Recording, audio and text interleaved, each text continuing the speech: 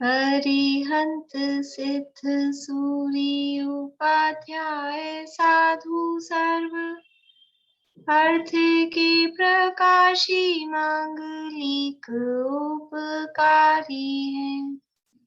तिन्ह को स्वरूप जान राग दे भई जो भक्ति काय को नवाए स्तुति को उचारी है। धन्य धन्य ते नहीं थे काज सब आज भये कर जोरी बार बार वंदना हमारी है। मंगल कल्याण सुख ऐसो हम चाहत हैं। हो मेरी ऐसी दशा जैसी तुम धारी है। हो मेरी ऐसी दशा जैसी तुम धारी है। मंगलमय मंगल करण वीत राग विज्ञान नमो ताहि जाते भई अरहंतादि महान।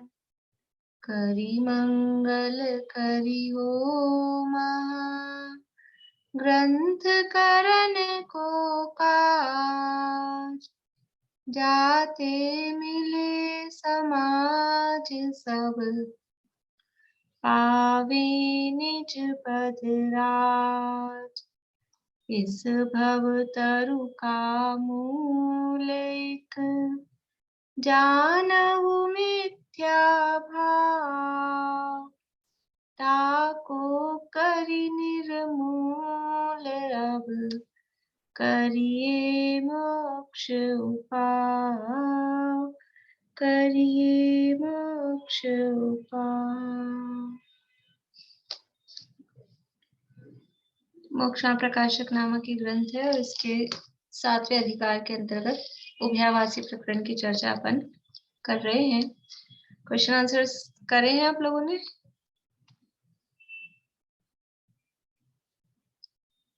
हाँ या ना सबके चेहरे? सुनीता आंटी हाथ खड़ा कर रही हैं बस।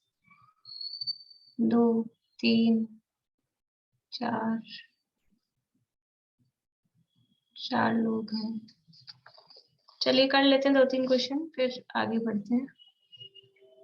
क्वेश्चन नंबर है 355 355 नंबर क्वेश्चन है और पेज नंबर है 251 251 नंबर पेज है। यदि व्यवहार नया असत्यार्थ है तो जिन मार्ग में उसका उपदेश किस लिए दिया? बोलिए सुनीता आंटी। समय सार में इसके लिए तर्क दिया गया है कि जैसे मलेच्छ को मलेच्छ भाषा बिना अर्थ ग्रहण कराना समर्थ नहीं है, उसी प्रकार परमार्थ के बिना परमार्थ का उपदेश नहीं दिया जा सकता।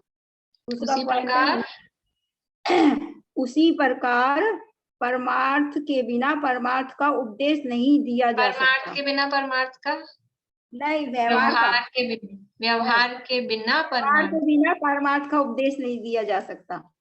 और निश्चय को अंगीकार करने के लिए व्यवहार द्वारा उपदेश देते हैं, लेकिन व्यवहार अंगीकार करने योग्य नहीं है।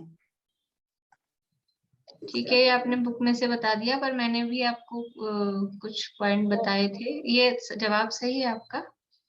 वो निशान बताया था आपने। जिन मार्ग में व्यवहार के बिना निश्चय का कथन नहीं किया जा सकता, क्योंकि यह बतलाया गया है क्योंकि निश्चय स्वयं अबोला है। पहला पॉइंट है व्यवहार नय निश्चय नय का प्रतिपादक है, यह निश्चय को बताता है। व्यवहार नय के बिना तीर्थ का लोप हो जाएगा। दूसरा पॉइंट है व्यवहार नय भेद करके कथन करता है। आत्मा कहा तो आत्मा कैसा है यह समझने के लिए व्यवहार नय बतलाता है कि आत्मा उपयोगमय है, ज्ञान दर्शन स्वभाव वाला ही जीव है। तीसरा पॉइंट है व्यवहारी जीवों को व्यवहार की ही भाषा में समझाया जा सकता है, जैसे मलेच्छ को मलेच्छ की भाषा के बिना नहीं समझाया जा सकता। इस प्रकार जिनवाणी में व्यवहार न्याय का आश्रय लिया गया है, ऐसा कहा गया। ठीक है, वो 3 नहीं है, पॉइंट 2 ही है। पहला और वो दूसरा मतलब अभेद वाला कुछ अलग नहीं है। व्यवहार न्याय सत्यार्थ है तो जिनमार्ग में उसका उपदेश किस लिए दिया? क्योंकि व्यवहार न्याय निश्चय न्याय का प्रतिपादक है, निश्चय न्याय को बताता है, इसलिए। और दूसरा, व्यवहारी जनों को व्यवहार की भाषा में ही समझाया जा सकता है, और उसके लिए फिर समय सार में उदाहरण दिए, वो जो गाथा दी है उसको अपन आगे बोल सकते हैं। बोलिए पूर्णिमा आंटी, क्या कह रहे हैं आप? मैंने लिखा था कि व्यवहार न निश्चय न्याय का प्रतिपादन करता है। व्यवहार के बिना सीधा निश्चय को उपदेश हो तो जीव समझ नहीं सकता है, इसलिए वस्तु स्वरूप समझ में नहीं पाएंगे, तो उसके लिए उसको भेद करके व्यवहार न्याय में समझाया जाता है। जैसे समयसार जी की गाथा 8 नंबर में कहा है कि मल्लेच्छ को मल्लेच्छ भाषा के बिना अर्थ ग्रहण कराने में कोई समर्थ नहीं है, उसी प्रकार व्यवहार न्याय के बिना परमार्थ का उपदेश समझना कठिन होता है, इसलिए जिनवाणी में व्यवहार का उपदेश दिया है, ऐसा लिखा मैंने। हाँ ठीक है, और वो निशा आंटी ने बताया वो भी ठीक है, बस उसको 2 पॉइंट बना लें, वो बाकी अच्छा तीर्थ वाला और वो जो बात बताइए। सुंदर आंटी बस एक पॉइंट आपको और जोड़ना, बाकी ठीक है वो सब। इस संपूर्ण प्रकरण में आए निश्चय व्यवहार न्यायों का स्वरूप बताइए। बोलो प्रीति। निश्चय और व्यवहार न्याय का निरूपण इस प्रकार है। पहला, सच्चा निरूपण सो निश्चय और उपचार निरूपण सो व्यवहार। दूसरा, जो शुद्ध न्याय है वह निश्चय न्याय है, वह भूतार्थ है तथा जैसा वस्तु का स्वरूप है वैसा निरूपण करता है, जबकि व्यवहार न्याय अभूतार्थ है, सत्य स्वरूप का निरूपण नहीं करता, किसी अपेक्षा उपचार से अन्यथा निरूपण करता है। तीसरा, एक ही द्रव्य के भाव को उस स्वरूप ही निरूपण करना सो निश्चय न्याय है, और उपचार से उस द्रव्य के भाव को अन्य द्रव्य के भाव स्वरूप निरूपण करना सो व्यवहार है। चौथा, व्यवहार न्याय स्वद्रव्य परद्रव्य को और उनके भावों को, कारण कार्य आदि को किसी में मिलाकर निरूपण करता है, और निश्चय न्याय उनको यथावत निरूपण करता है, किसी को किसी में नहीं मिलाता। ठीक है, बढ़िया। और किसी को कुछ कहना है या यही है सेम? बोलिए निशा आंटी। मिलते जुलते ही पॉइंट है वैसे तो। निश्चय न्याय यथार्थ को बताने वाला है, जो वस्तु जैसी है, पर व्यवहार न्याय जो वस्तु जैसी नहीं है वैसा कथन करता है। निश्चय न्याय ना ये वो, हाँ, मतलब वो सेम ही है, वो उसी में अलग बहुत सारे पॉइंट नहीं बनाने, अगर एक सी बातें हैं तो उसको निश्चय अपन न्याय कॉमा आत्माश्रित लगा है। के लिख सकते हैं। हाँ, निश्चय न्याय आत्माश्रित है, जो द्रव्य है उसी के आश्रय से कथन करता है, पर व्यवहार न्याय उस द्रव्य को अन्य के आश्रय से मिलाकर कथन करता है। बाकी वैसे ही है। आपने कितने पॉइंट कितने लिखे? एक कुल पॉइंट और है, न्याय किसी व्यक्ति, क्रिया या घटना में नहीं लगते, ये या तो जानने वाले के ज्ञान या कथन करने वाले की वाणी में लगते हैं, बस। तो ये तो न्यायों का सामान्य बात हुई। निश्चय व्यवहार न्याय का इसमें मतलब पर्टिकुलर नहीं आया ना, तो ये तो वैसे सामान्य पॉइंट हुआ। आपके टोटल पॉइंट कितने हुए? 4 ही है। 4 ही होंगे। जो भी आप लोगों ने जितने भी पॉइंट देखे, 4 ही मुख्य पॉइंट हैं। और वो शब्दों का, जैसे यथार्थ, अयथार्थ की, अभूतार्थ की, सच्चा नहीं कह रहा, वो एक से ही शब्द हैं, वो सब एक ही में आएंगे।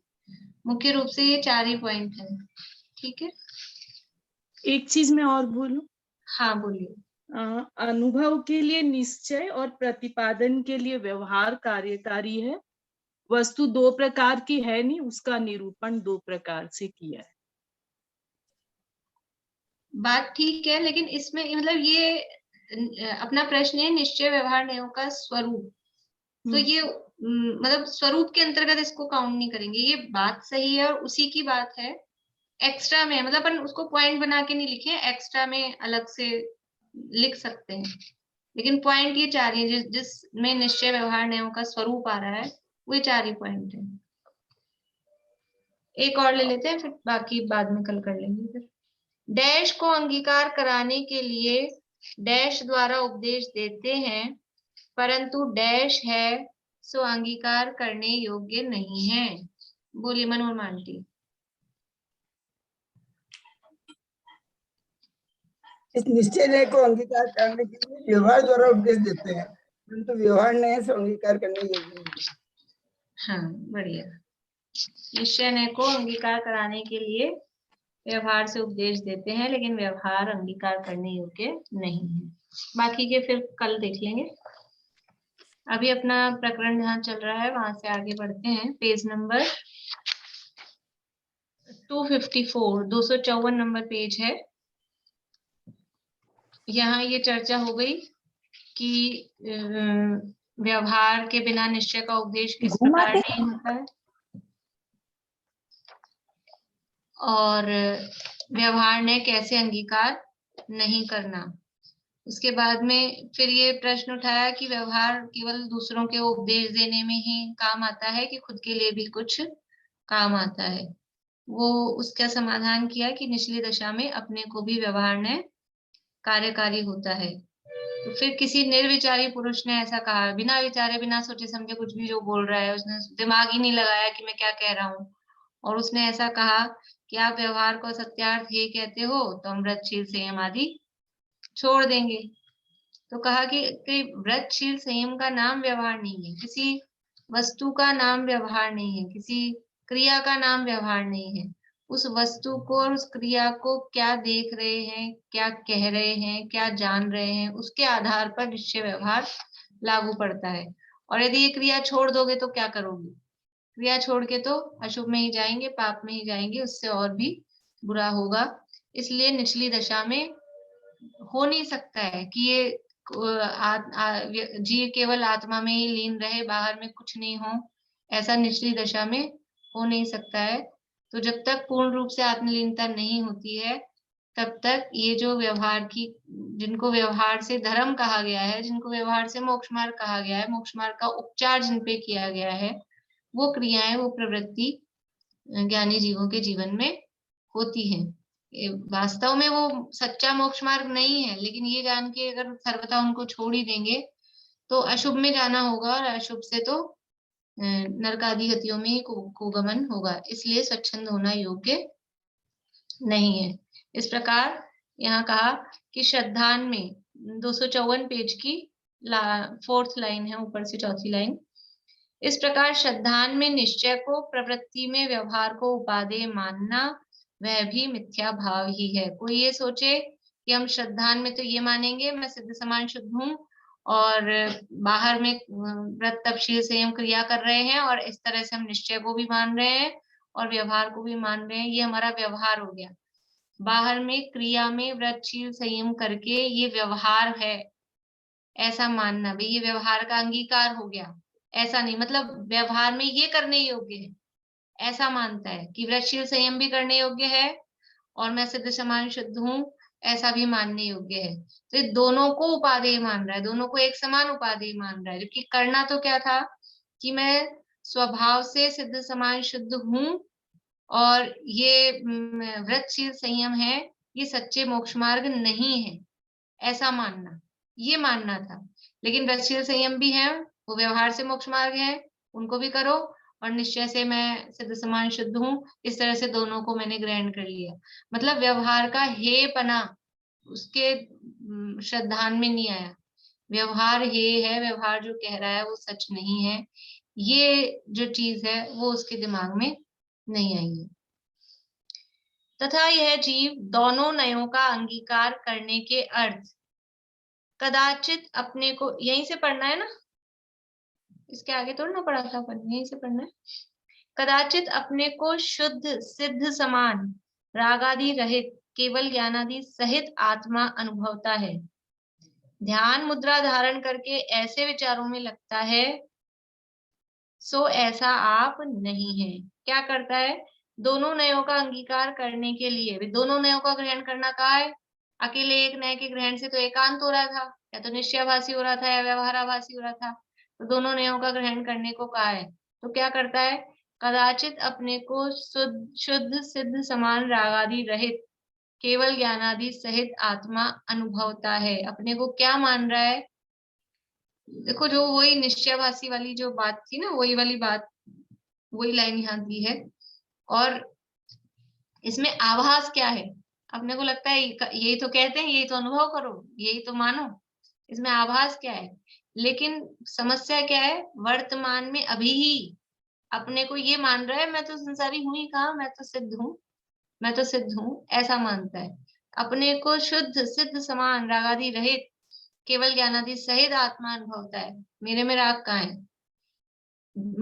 ये शब्द बोले मेरे में राग नहीं है, मेरे में कर्म नहीं है, लेकिन अंदर अपेक्षा ख्याल हो कि कैसे नहीं है, क्यों नहीं है, तब तो ठीक है। लेकिन बस वर्तमान में अभी नहीं है, होते हुए दिख रहे हैं। वो पीछे तर्क दिए ना कि प्रत्यक्ष होते दिखाई दे रहे हैं राग आदि, तो फिर भी कह रहा है राग आदि नहीं है, तो वो वहां पे गलती है। अपने को शुद्ध सिद्ध समान रागादि रहित केवल ज्ञानादि सहित आत्मा अनुभवता है। ध्यान मुद्रा धारण करके ऐसे विचारों में लगता है। ध्यान मुद्रा में बैठ गया, मैं तो शुद्ध हूँ, सिद्ध हूँ, केवल ज्ञानादि सहित हूँ, लेकिन अभी हूँ ऐसा वर्तमान में ऐसा मानता है। सो ऐसा आप नहीं है, परंतु भ्रम से निश्चय से मैं ऐसा ही हूँ ऐसा मानकर संतुष्ट होता है। मतलब है तो नहीं वर्तमान में तो, लेकिन ऐसा मान के हाँ मैं तो शुद्ध हूँ, सिद्ध हूँ, रागादि रहित हूँ, और बैठ गया और बस संतुष्ट हो गया कि हाँ मैं तो ऐसा हूँ। इसी में संतुष्ट हो रहा है, तो वर्तमान में ही मान के संतुष्ट हो रहा है, तो असली दशा प्रकट कहाँ से होएगी?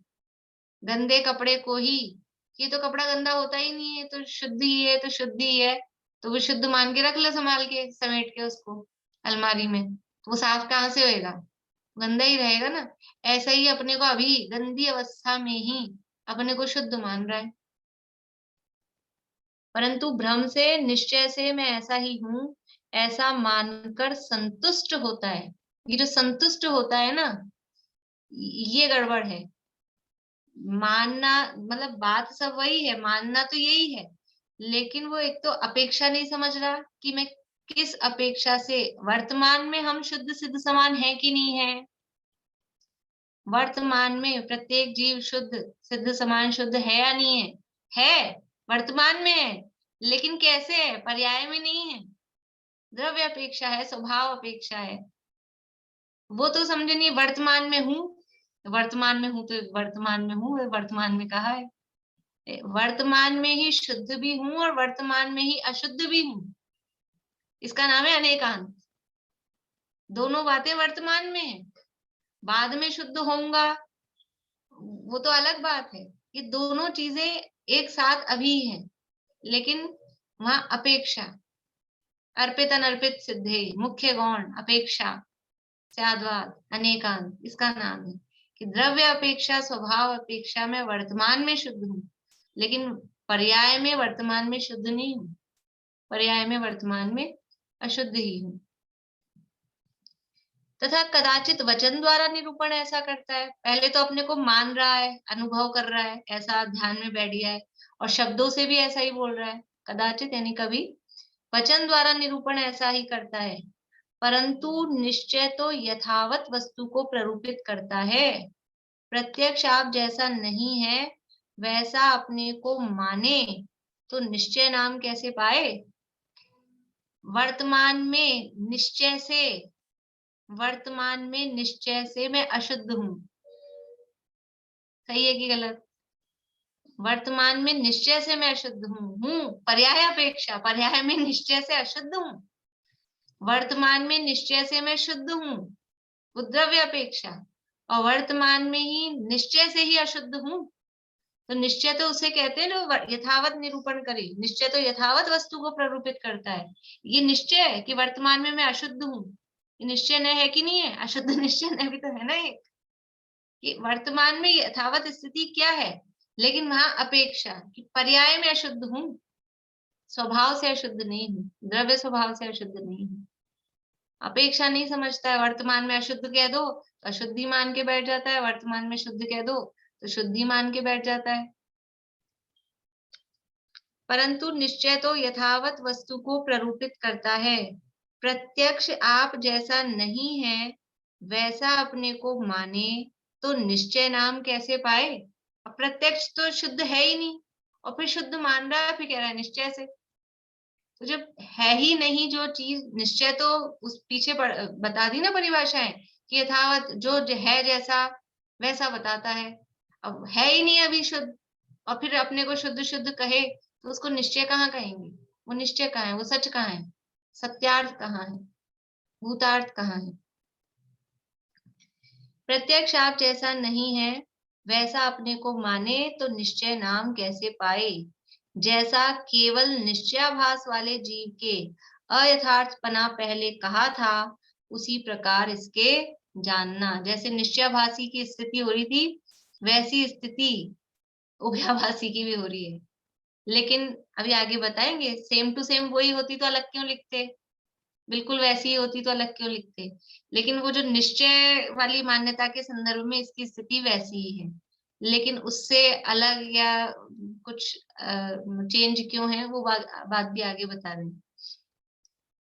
अथवा यह ऐसा मानता है कि इस नए से आत्मा ऐसा है, इस नए से ऐसा है, सो आत्मा तो जैसा है वैसा ही है। और अपन क्या मानते हैं? आत्मा किससे कहते हैं? आत्मा का स्वरूप बताओ, आत्मा का स्वरूप बताओ। कि निश्चय से तो आत्मा चैतन्य प्राण वाला है और व्यवहार से आत्मा 10 प्राण वाला है, ये आत्मा। तो इसका अपन क्या समझते भी? आत्मा ऐसा भी है और ऐसा भी, दोनों टाइप का है। अपन मतलब अपने को क्या भाव ख्याल में आता है? निश्चय से आत्मा शुद्ध चैतन्य प्राणों से जीता है, व्यवहार से 10 प्राणों से जीता है, मतलब चेतना से भी जीता है और 10 प्राणों से भी जीता है। यही समझ में आता है ना? या इसका ये भाव ख्याल आता है कि वास्तव में आत्मा तो चैतन्य प्राणों से ही जीता है और ये जो 10 प्राणों से जीता है ये तो व्यवहार से कहा है, वास्तव में 10 प्राणों से नहीं जीता। ये भाव ख्याल आता है। निश्चय से आत्मा ऐसा है, व्यवहार से ऐसा है, दोनों ने का हमने ग्रहण कर लिया। हम तो निश्चय से भी मानते हैं, व्यवहार से भी नहीं मानते। निश्चय से ये सही है, व्यवहार से ये सही है, दोनों बातें सही है, स्यादवाद हो गया, तुम भी खुश हम भी खुश, ऐसा समझते हैं। ये बात निश्चय से सही है, ये बात व्यवहार से सही है। लेकिन व्यवहार से सही है वो बात ठीक है, लेकिन व्यवहार खुद सही कहाँ है? व्यवहार तो असत्यार्थ है, अभूतार्थ है। व्यवहार जो कह रहा है उसको मानना नहीं है, वो व्यवहार कह रहा है, बता रहा है प्रयोजन से, कोई मतलब से, लेकिन वो है नहीं ऐसा।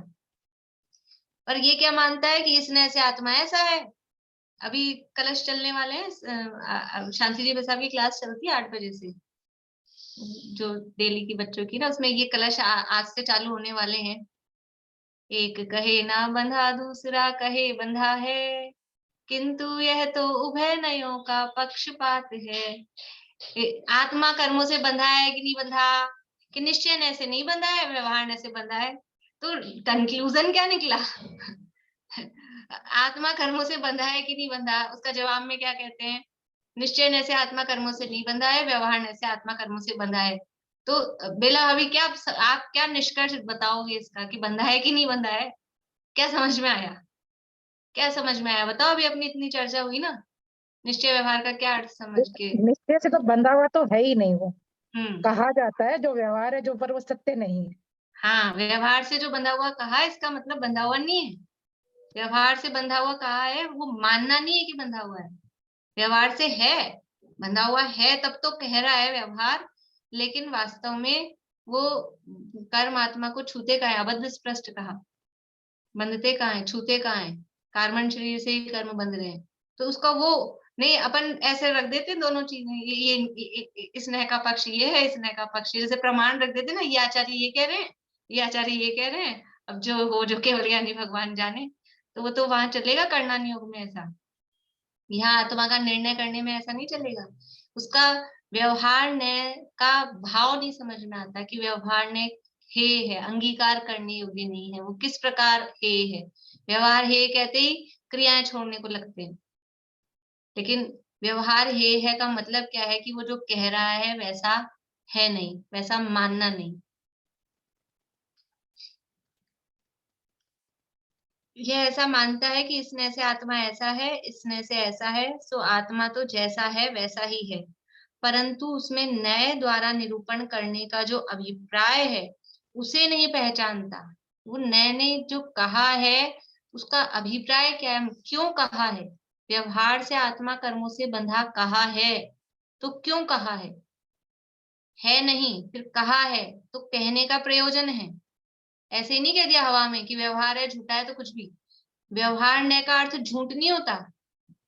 संजीव जी पढ़ाते हैं जब कहते हैं कि व्यवहार ने जो कथन कर रहा है वो सत्यार्थ है, अभूतार्थ है, तो फिर व्यवहार ने का कथन करने से तो झूठ बोलने का मतलब झूठ है ये, कि झूठ नहीं है। जिसको बोलने से झूठ का पाप लगे वो झूठ है। व्यवहार ने का कथन जिन वाणी में किया गया है, हम करते हैं तो हमको झूठ का पाप लगता है। व्यवहार ने का कथन करने से झूठ का पाप नहीं लगता है। वो तो किसी अपेक्षा से, किसी ना किसी कारण से वो वैसा वस्तु को कह रहा है। और सर्वथा ही अभी ये पेंसिल मेरी है, निश्चय से है कि व्यवहार से? मैंने कहा ये पेंसिल मेरी है, ये कथन मैंने निश्चय से किया कि व्यवहार से? निश्चय से कि व्यवहार से? व्यवहार से है, ठीक है। अब आप कोई बोले, भारती आंटी आप बोले, अभी तो अपन क्या है, दूर दूर है, नहीं तो अभी आप अपने हाथ में उठा के बोले ये पेंसिल मेरी है, तो क्या होगा? निश्चय से कि व्यवहार से? मेरी पेंसिल को आपने अपनी पेंसिल कहा, निश्चय से कि व्यवहार से? व्यवहार से। व्यवहार से नहीं है, झूठ है, वो झूठ है। मेरी पेंसिल तो मेरी है ना, आपकी कहाँ है? व्यवहार से भी वो मेरी है, व्यवहार से भी आपकी कहाँ है? वो झूठ है। लेकिन ये व्यवहार से मैंने इसको कहा, तो अब अपन बैठे हैं 5 जने, तो कोई पूछे ये पेंसिल किसकी है, रह गई यहाँ पे क्लास में, तो कहना पड़ेगा ना मेरी है। तो वो कोई प्रयोजन से, कुछ ना कुछ संबंध है तब कहते हैं। पर बिना बिना ऐसे कुछ भी व्यवहार से, तो कुछ व्यवहार तो असत्यार्थ है, अभूतार्थ है, किसी की भी वस्तु को अपना कह दो व्यवहार से। निश्चय से क्या हुई है? लकड़ी की है या कुछ ऐसा हाँ, क्या हो निश्चय से गया? तो लकड़ी की है, लेड है, जो भी है वो निश्चय से, जिसकी बनी हुई है उसकी है, वो निश्चय से। तो ये नए द्वारा निरूपण करने का जो अभिप्राय है उसे नहीं पहचानता। जैसे आत्मा निश्चय से तो सिद्ध समान केवल ज्ञानादि सहित, द्रव्य कर्म नो कर्म भाव कर्म रहित है, और व्यवहार से संसारी मति ज्ञानादि सहित तथा द्रव्य कर्म नो कर्म भाव कर्म सहित है, ऐसा मानता है। क्या मानते हैं? जैसे अपन ने कहा ना चैतन्य प्राण और 10 प्राण, इसी तरह से, इसलिए मैंने वो दूसरा उदाहरण लिया था, यहाँ ये उदाहरण दिया है। निश्चय से आत्मा कैसा है? निश्चय से सिद्ध समान केवल ज्ञानादि सहित, द्रव्य कर्म भाव कर्म नो कर्म से रहित, अबद्ध स्पष्ट कर्मों से रहित है। और व्यवहार से कैसा है? व्यवहार से मति ज्ञान वाला है, शुद्ध ज्ञान वाला है। आज ही पढ़ा है कि सभी संसारी जीवों के मति शुद्ध ज्ञान होते हैं, तो व्यवहार से मति शुद्ध ज्ञान वाला है, और कर्म नो कर्म से सहित है। कर्म भी है, 8 कर्म है, और भाव कर्म भी है, नो कर्म भी है, सबसे सहित है, ऐसा मानता है। तो दो तरह से आत्मा को मानता है। उस निरूपण का जो प्रयोजन है या वो निरूपण में जो भाव है वो नहीं समझता। आत्मा ऐसे 2 तरह की होती है, एक निश्चय वाली आत्मा, एक व्यवहार वाली आत्मा। निश्चय से तो सिद्ध समान शुद्ध है, और व्यवहार से संसारी है, दुखी है, जो भी है, ऐसी है।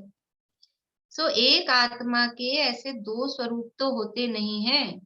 जिस भाव ही का सहितपना, उस भाव ही का रहितपना एक वस्तु में कैसे संभव हो?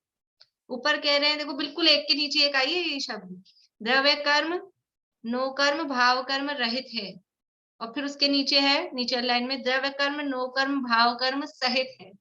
तो जिससे रहित है वही वस्तु उससे सहित हो। ये रसगुल्ला चीनी से सहित भी है और चीनी से रहित भी है। एक ही वस्तु में ये परस्पर विरुद्ध, बिल्कुल ही विपरीत, जिससे रहित है उससे सहित। ऐसा तो कह सकते हैं रसगुल्ला चीनी से सहित है, नमक से रहित है, लेकिन चीनी से ही सहित है और चीनी से ही रहित है, ऐसा कैसा बनेगा? तो एक आत्मा के ऐसे 2 स्वरूप तो होते नहीं है।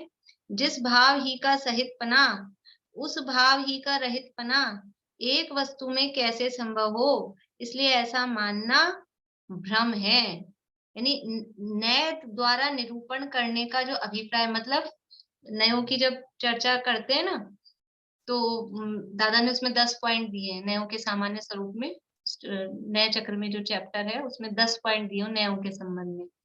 तो वहां लास्ट पॉइंट है, सापेक्ष नय ही सम्यक नय होते हैं, निरपेक्ष नय मिथ्या होते हैं। मतलब उसका भाव मतलब क्या है कि नय हमेशा सापेक्ष होते हैं। सापेक्ष मतलब नय हमेशा अपेक्षा लिए हुए होते हैं। निश्चय से आत्मा शुद्ध है, तो इसमें ये निश्चय अपन ने कहा है, लेकिन अपेक्षा क्या है उसमें? शुद्धता की अपेक्षा है द्रव्य से, द्रव्य अपेक्षा, स्वभाव अपेक्षा, ये अपेक्षा है उसमें। व्यवहार से आत्मा अशुद्ध है, तो उसमें अशुद्धता की अपेक्षा क्या है? कि पर्याय अपेक्षा। वहां पर्याय की अपेक्षा है, द्रव्य की अपेक्षा है, स्वभाव की अपेक्षा है।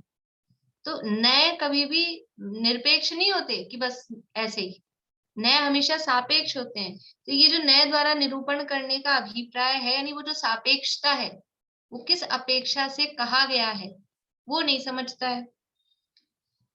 आत्मा निश्चय से तो सिद्ध समान केवल ज्ञानादि सहित, आत्मा निश्चय से का मतलब क्या हुआ? यहाँ अपेक्षा क्या है?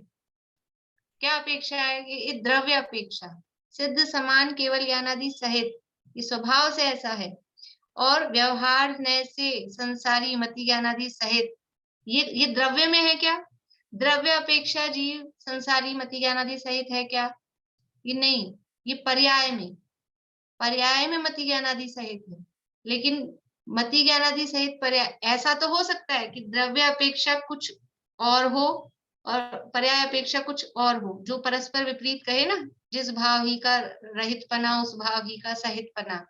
तो इसमें अपेक्षा लगाएंगे तब तो बनेगा, और बिना अपेक्षा के इस नय से इस भाव से रहित है और इस नय से इस भाव से सहित है, ऐसी विरोधी बात कैसे बनेगी? मतलब कोई भी वस्तु को अपन इस तरह से कहें कि ये अपेक्षा कुछ भी नहीं है, बस निश्चय से ये ऐसी होती है, व्यवहार से ऐसी होती है, ऐसे नहीं बनेगा। तो परस्पर विपरीत जो दो भाव हैं वो एक वस्तु में कैसे संभव होंगे? एक आत्मा के ऐसे दो स्वरूप तो होते, आत्मा तो एक्चुअल में एक ही होगा ना। देखो जहाँ पे कर्णान योग में भी, जहाँ आचार्यों के दो मत आते हैं ना, जैसे किसी भी संख्या के संदर्भ में एक आचार्य कह रहे हैं इतना है और एक आचार्य कह रहे हैं इतना है, ऐसे दो मत जहां भी मिलते हैं, उसमें क्या वो दोनों सही हैं? क्या वो दोनों सही हैं क्या? वास्तव में, वास्तव में तो उन दोनों में से एक ही सही होगा ना। मान लीजिए संख्या आती है कि देवियों की संख्या कितनी है, कि मनुष्यों से 3 गुनी अथवा 7 गुनी, ऐसा उसका प्रमाण मिलता है। कोई आचार्य कहते हैं 3 गुनी है, कोई आचार्य कहते हैं 7 गुनी। तो दोनों, अपन तो दोनों को रख देते हैं, लेकिन एक्चुअल में वास्तव में दोनों सही है क्या? संख्या तो एक ही होगी ना, या तो 3 गुनी वाली होगी या 7 गुनी वाली होगी, सही तो उसमें से एक ही होगा, वो केवली भगवान जाने। तो ऐसे, लेकिन अभी हमको निर्णय नहीं है, तो हमने दोनों पक्ष रख दिए कि भी, क्योंकि दोनों आचार्य समर्थ आचार्य हैं। अब ये तो सूक्ष्म बातें हैं, केवल ज्ञान गम में तो उसमें सूक्ष्म ज्ञान में फर्क पड़ सकता है। ऐसे निश्चय न से आत्मा शुद्ध है, व्यवहार न से आत्मा अशुद्ध है, ये दो पक्ष रख दिए दो नयों के। लेकिन एक्चुअल में तो आत्मा तो एक ही टाइप का होगा ना, एक्चुअल में तो आत्मा या तो शुद्ध होगा या अशुद्ध होगा, एक्चुअल में तो एक ही होगा ना। एक्चुअल में क्या है कि एक्चुअल में आत्मा स्वभाव से, एक्चुअल का मतलब है कि स्वभाव से तो वो आत्मा शुद्ध ही है, लेकिन अभी पर्याय में वो अशुद्ध दिखाई देता है। तो व्यवहार ने से जो कहा कि व्यवहार ने से अशुद्ध है, वो पर्याय देख के, ये ऐसा नयों का प्रयोजन या नयों की अपेक्षा, ये समझना चाहिए, वो नहीं समझता है। अपेक्षा यानी क्या होता है? अपेक्षा मतलब है किस एंगल से, किस दृष्टिकोण से, किस नजरिए से बात कही जा रही है। जैसे कि आप दादी हो कि मम्मी हो? आप दादी हो कि मम्मी हो? दोनों हैं। दोनों हैं। तो दोनों कैसे हो सकते हो? या तो दादी हो सकते हो या मम्मी हो सकते हो, दोनों कैसे हो सकते हो? दोनों कैसे हो सकते हैं कि अपने बेटे की अपेक्षा से मम्मी हूं, अपने पोते की अपेक्षा से दादी हूं, तो दोनों हो गए ना। एक ही, लेकिन एक ही व्यक्ति और यानी दो व्यक्ति हैं, ये व्यक्ति, इस व्यक्ति के लिए दादी भी हो और मम्मी भी हो, ऐसा नहीं हो सकता। दो व्यक्ति होंगे तो एक के लिए मम्मी है, एक के लिए दादी है।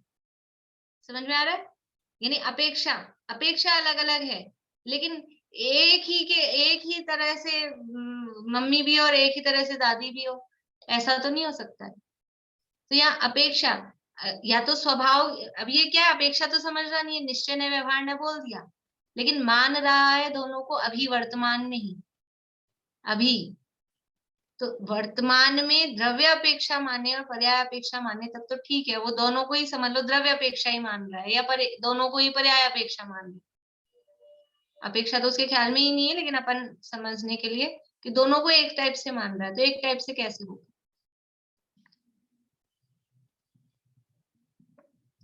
इस नय से आत्मा ऐसा है, इस नय से ऐसा है, सो आत्मा तो जैसा है वैसा ही है, परंतु उसमें नय द्वारा निरूपण करने का जो अभिप्राय है उसे नहीं पहचानता। अभी ये जो कहा है, अशुद्ध कहा है, इसका अभिप्राय क्या है, पर्याय को, ये पर्याय को बताना, ये अभिप्राय है।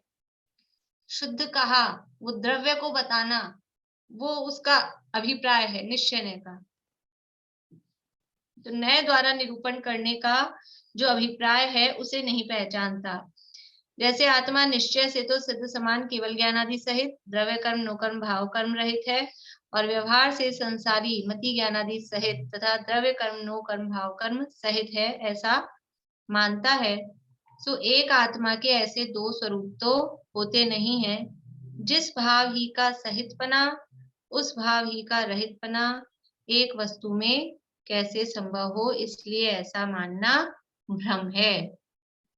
तो फिर पूछ रहे तो किस प्रकार है, फिर कैसे माने, आप बता दो कैसे माने। ये वर्तमान में ही मान रहा है ऐसा है कि मैं ऐसा ही हूँ हाँ, अभी वर्तमान में, हाँ, निश्चित और वर्तमान व्यवहार। में ही दोनों तरह का मान रहा है। हाँ, इसलिए वर्तमान में दोनों तरह के हैं, वर्तमान में दोनों तरह का है, और एक निश्चय से है एक व्यवहार से है, वो भी ठीक है, लेकिन निश्चय का की अपेक्षा क्या और व्यवहार की अपेक्षा क्या, वो नहीं समझता। वहां वहां अंतर है, और जगह अंतर नहीं है। वर्तमान भी ठीक है, दोनों में वर्तमान है, और एक निश्चय से एक व्यवहार से है, वो भी ठीक है, लेकिन निश्चय से वर्तमान में सिद्ध समान शुद्ध हूँ, वो वर्तमान में कैसा हूँ कि इस अवस्था में नहीं हूँ, वो वर्तमान में पर्याय में ही सिद्ध समान शुद्ध मान रहा है, हाँ, और यहाँ व्यवहार से वर्तमान पर्याय में ही अशुद्ध मान रहा है। ये गड़बड़ हो रही है। तो दो एक ही पर्याय में दो भाव, दो तरीके कैसे लगेंगे, एक ही पर्याय में दो तरीके नहीं लग सकते। हाँ, चलिए, पैराग्राफ तो वैसे बड़ा है, किसी को प्रश्न है अगर तो पहले पूछना है तो वो देख ले, नहीं तो फिर नहीं है तो मैं पढ़ देती हूँ, फिर अपन इसकी व्याख्या विश्लेषण कल करेंगे। तो किस प्रकार, हाँ बोलिए वंदना। वो पर्याय होती है और एक पर्याय स्वभाव होता है, तो इन दोनों में तो फर्क है ना। पर्याय तो है, और पर्याय का स्वभाव मतलब अनित्यता। पर्याय स्वभाव क्या है, पर्याय का नेचर, पर्याय का नेचर है बदलना, अनित्यता। नहीं, वो पर पर्याय का स्वभाव ये है ना कि वो एक समय की होती है, हाँ, या अनित्यता। मतलब हाँ, वो पर्याय स्वभाव तो शुद्धि है ना, जैसा है वैसा है। अब पर्याय स्वभाव तो मतलब वो तो उसको वो शुद्ध कहेंगे, पर ये यहाँ पे अभी पर्याय स्वभाव नहीं लगाना। बात नहीं है, वो बात नहीं, पर ये दो बातें तो है ना वैसे। हाँ, कि वो द्रव्य से तो पर्याय स्वभाव भी स्वभाव हो गया ना, हाँ, स्वभाव है उसका, स्वभाव हो गया ना, तो स्वभाव शुद्ध है, स्वभाव शुद्ध है, स्वभाव और शुद्ध है, कोई सा भी हो स्वभाव शुद्ध है। अवस्था मात्र है वो अशुद्ध है। ये हाँ, मतलब हाँ। चलिए इसको कल ही पढ़ेंगे, फिर तो किस प्रकार है यहाँ से कल पढ़ेंगे, अभी चिन्वाणी स्थिति करते हैं। कल भी क्लास ये जल्दी रहेगी, बस आज और कल, परसों से वही टाइम रहेगा फिर अपना 2 दिन क्लास कितने बजे से ली थी आज? 6:35। अच्छा, ठीक।